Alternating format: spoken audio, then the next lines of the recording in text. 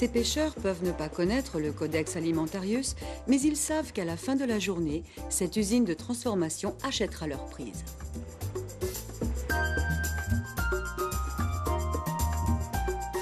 Les ouvriers de cette usine peuvent ne pas connaître le Codex Alimentarius, mais ils savent qu'ils doivent suivre des règles sanitaires strictes et qu'un laboratoire suit constamment leur travail. Les propriétaires de l'usine peuvent ne pas connaître le Codex Alimentarius, mais ils savent qu'ils peuvent exporter leurs poissons partout dans le monde. Et les clients de ce supermarché peuvent ne pas connaître le Codex Alimentarius, mais ils savent qu'ils peuvent manger ce poisson sans danger.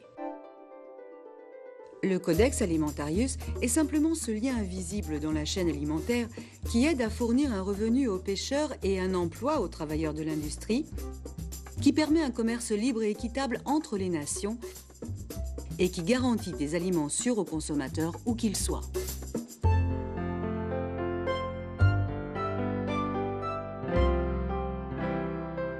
Il y a 2000 ans, ceci était un port maritime romain où denrées alimentaires et épices arrivaient du monde entier. Les commerçants faisaient tout pour les livrer avant qu'elles ne se gâchent, mais leur savoir sur la sécurité sanitaire des aliments était limité. Aujourd'hui, notre chaîne d'approvisionnement mondiale s'appuie sur une agriculture moderne et la transformation des aliments. Cela se traduit par une production accrue, des denrées moins chères et de nouveaux produits et marchés, mais aussi de nouveaux problèmes.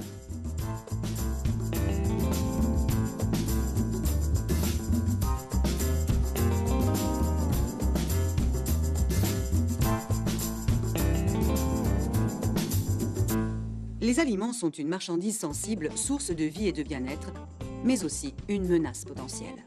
Que cette menace résulte de l'emploi de nouvelles méthodes de production ou de pathogènes, les aliments doivent être sûrs. Mais comment assurer cela au niveau mondial sans créer des barrières non nécessaires au commerce? Le Codex Alimentarius a les réponses.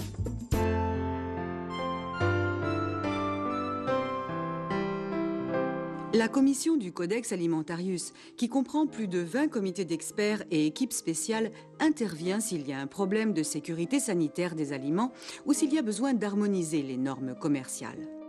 S'appuyant sur les avis scientifiques de groupes d'experts indépendants organisés par la FAO et l'OMS, la commission établit les normes alimentaires, les lignes d'orientation et les codes d'usage qui forment le Codex Alimentarius.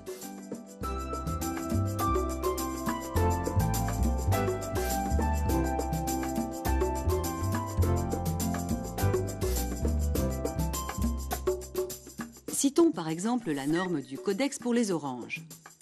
Elle contient une description complète du produit, allant de la couleur, de la taille et des composants du jus jusqu'aux défauts autorisés ou interdits. Mais le Codex recouvre bien plus que ce que les consommateurs voient sur le marché. Ces normes se retrouvent sur le terrain, touchant aussi bien l'emploi sur les pesticides que les additifs alimentaires et les contaminants, l'hygiène, la manipulation, l'emballage et enfin l'étiquetage. Que le fruit soit vendu frais ou transformé en jus, les normes Codex garantissent qu'il est sûr et de bonne qualité. Au sein d'un forum mondial ouvert, sous la supervision de la commission du Codex Alimentarius, gouvernements, industriels, groupes de consommateurs et scientifiques discutent de questions complexes pour trouver un consensus à l'échelle planétaire. Ainsi, dans le débat global sur les avantages et dangers des aliments génétiquement modifiés, c'est le Codex qui a défini les principes et les lignes d'orientation de l'analyse des risques.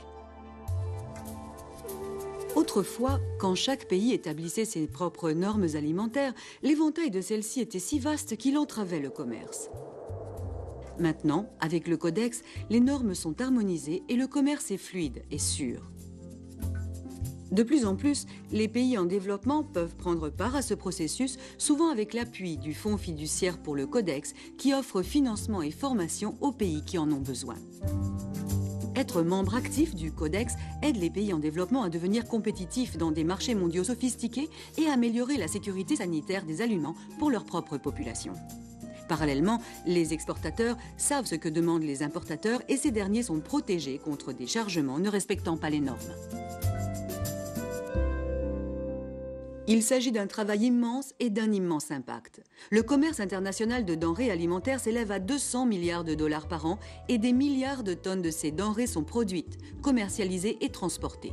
Les enjeux sont essentiels si l'on veut protéger la santé des consommateurs et garantir des pratiques commerciales loyales dans ce secteur. Sur ces deux fronts, le Codex est primordial.